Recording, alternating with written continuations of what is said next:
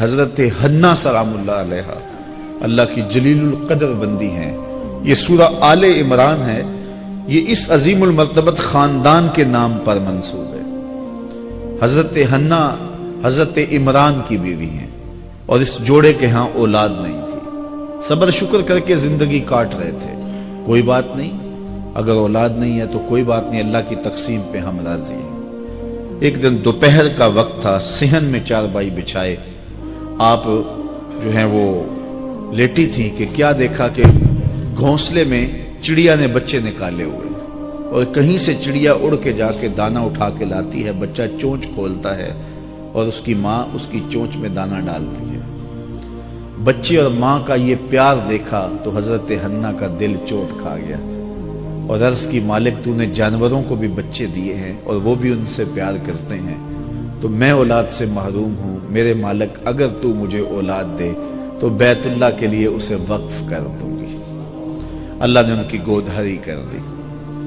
ہوتا یہ تھا کہ جب اولاد ہوتی تو پہلا بچہ ہوتا اس بیٹے کو بیت المقدس کے لیے وقف کر دیا جاتا. 300 حجرے تھے بیت اللہ کے آس پاس جہاں اس طرح کے بچے رہتے تھے. لیکن جب ولادت کے لمحے آئے تو وہ بیٹا نہیں تھا، وہ بیٹی پیدا ہوئی. حضرت حنا بہت پریشان ہوئی کہ ان کو مردوں کے ہجوم میں کیسے رکھوں گی. تو کہا مالک یہ تو بیٹی پیدا ہوئی ہے. کہا حنا پریشان نہیں ہونا، جس طرح کی ہم نے تمہیں بیٹی دی ایسے بیٹے بھی نہیں ہوتے. اور اس بیٹی کا نام تھا مریم سلام اللہ علیہ، جو حضرت عیسیٰ کی والدہ بنی سلام اللہ علیہ. تو حضرت مریم کی ولادت ہوئی. جب منت پوری کرنے کا وقت آیا، انہوں نے شعور کی زندگی میں قدم رکھا تو اپنی منت یاد آئی تو پھر دوبارہ پریشانی جاگ پڑی کہ اب مردوں کے ہجوم میں اس خاتون کو کیسے رکھا جائے. تو یہ طے پایا کہ کوئی بوڑھا بزرگ آدمی اس کی کفالت اپنے ذمے لے لے اور اس کی ضروریات کا وہاں خیال رکھے. اور جب یہ طے پایا تو بہت سارے لوگ اس عالی مرتبت خاندان کی صاحبزادی کو اپنی کفالت میں لینے کے لیے بے چین ہو گئے. حتیٰ کہ لوگوں کا جب زیادہ تقاضا ہوا تو قرعہ ڈالا گیا، اقلام ڈالی گئی. قرعہ فال نکلا حضرت زکریا علیہ السلام کے نام. یہ قرآن ہمیں ساری کہانی بتاتا ہے. سورہ آل عمران میں حضرت زکریا 120 سال کی عمر میں تھے اور ان کی زوجہ تھی 99 سال کی عمر میں، اور یہ جوڑا بھی اولاد سے محروم تھا. پیغمبر تھے حضرت زکریا علیہ السلام اور سکے خالو لگتے تھے حضرت مریم سلام اللہ علیہ. تو ان کے نام قرعہ نکلا تو حضرت مریم کو انہوں نے بیت المقدس کے آس پاس ایک متعینہ حجرے کے اندر ٹھہرا دیا، مصلی بچھا دیا اور ضرورت کی چیزیں انہیں باہم پہنچانے لگے.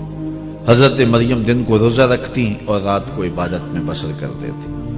حضرت زکریا ان کا خیال رکھتے، ضروریات کو پورا کرتے. جب کہیں جانا ہوتا تو حجرے کا دروازہ باہر سے بند کر دیتے، تالا لگاتے اور چلے جاتے. ایک دفعہ تالا لگا کے کہیں گئے تھے، واپس آتے ہوئے دیر ہو گئی اور افطار کی گھڑیاں آ گئی. سارا دن روزے سے تھی حضرت مریم.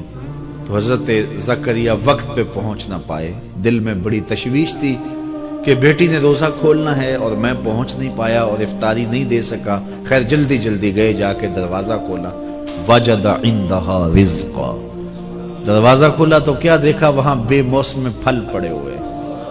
تو حضرت زکریا بڑے پریشان ہو گئے کہ اندر سے کوئی باہر نہیں آ سکتا، باہر سے کوئی اندر نہیں جا سکتا، تالا لگا ہے، دروازہ مقفل ہے اور پھر پھل اور وہ بھی بے موسم. قال یا مریم ان لک ھذا. اے مریم یہ پھل کہاں سے آئے؟ حیرت سے کہا. تو حضرت مریم نے جواب دیا کہ یہ میرے رب نے مجھے عطا کیے اور وہ جس کو چاہتا ہے بغیر حساب کے عطا کرتا. اب حضرت زکریا علیہ السلام کا میں نے بتایا 120 سال عمر تھی اور ان کی زوجہ کی عمر 99 سال تھی اور یہ جوڑا بھی اولاد سے محروم تھا.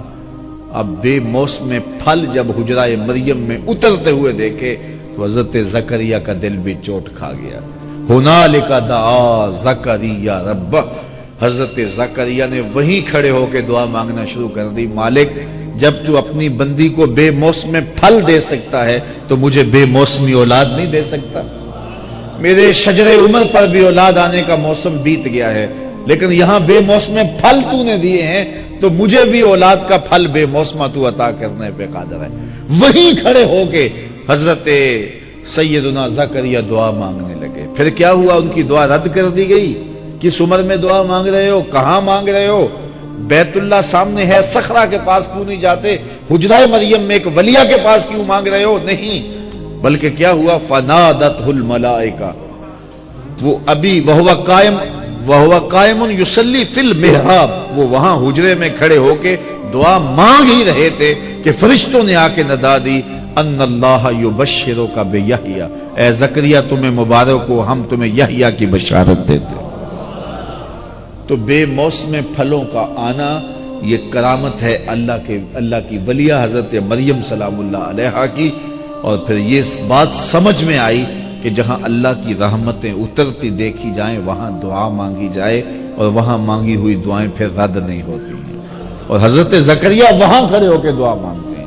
تو اولیاء اللہ کی کرامتیں بھی برحق، اور پھر اگر اولیاء اللہ کی قربت میں جا کے ہم رب سے دعا مانگیں تو لوگ کہتے ہیں یہ شرک ہو گیا. یہ شرک نہیں ہوا. جہاں رحمتوں کو اترتا دیکھے وہاں دعا مانگی جاتی ہے، اور وہاں دعا مانگی جائے تو پھر رد نہیں کی جاتی.